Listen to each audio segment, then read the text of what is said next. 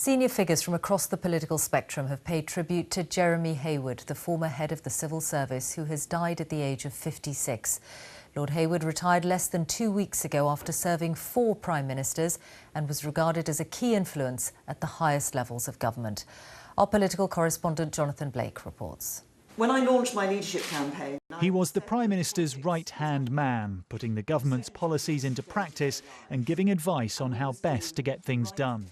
As Cabinet Secretary and head of the civil service and in other senior roles, Lord Heywood has worked at the heart of government for more than 20 years, serving 4 Prime Ministers.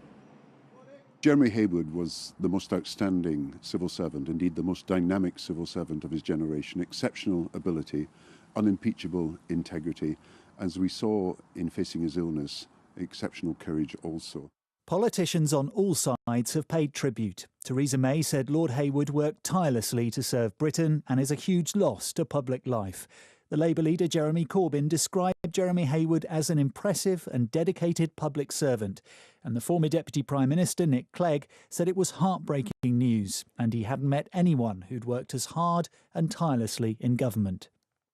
Lord Heywood's wife Suzanne said he was a wonderful husband and father who could light up any room.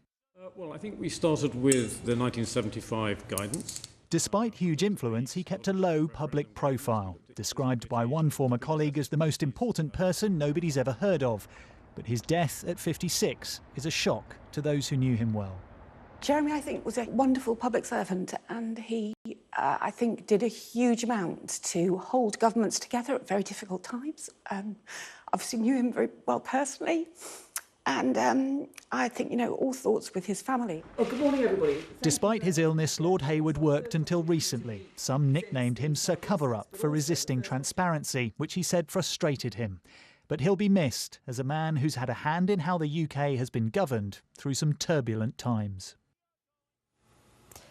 Jeremy Heywood, who's died aged 56.